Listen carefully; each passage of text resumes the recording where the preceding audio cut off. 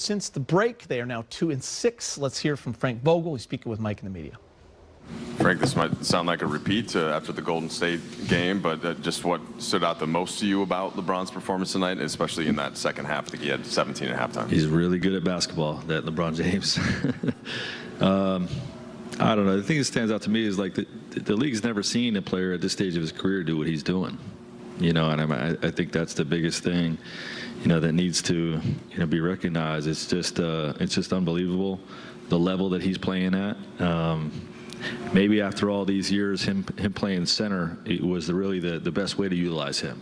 You know, because that's where he's been doing it, by playing the center position with AD out, doing whatever the team needs to win games, and just an incredible, unbelievable, epic performance by LJ.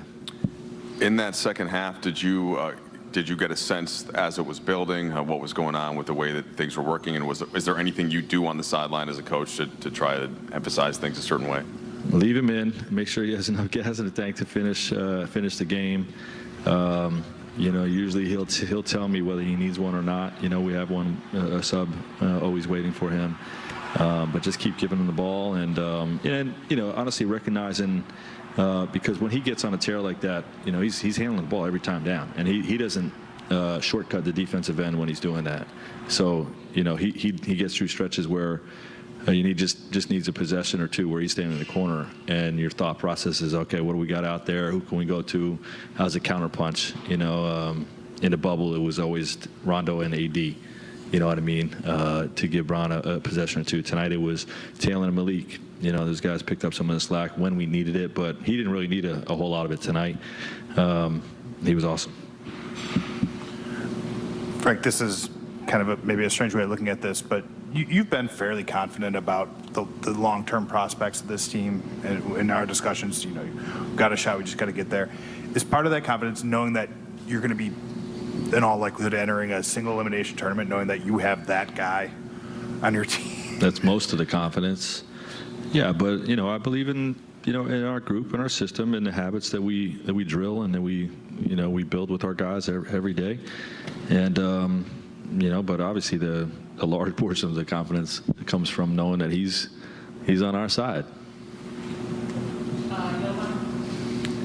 Hey, Frank, two-part question. One, LeBron had that stretch in the third where he had 12 straight points, and I think you guys were down 5 and ended up going up 3. Wizards called timeout. How important was that stretch in particular? And then second, you played Wanya in 13 minutes tonight, and just curious what you saw from him and what you thought of his minutes. Yeah, well, that stretch, you know, the third quarter is where we took control of the game. You know, obviously with Bron getting red hot, but also our defense held him, I think, to 23 points in the third. Much better start in the second half, you know, than we did throughout the first half. So, you know, I think the combination of how we were guarding and, you know, obviously Bron taking over the game offensively was a critical stretch in us getting a W. And you know, Wendy is something that is someone that we're intrigued with. You know, he's got an interesting skill set. He's very young and inexperienced. You know, so as a coach with a veteran group, you know, you want to you're a little bit nervous about it, but we want to see what he can do.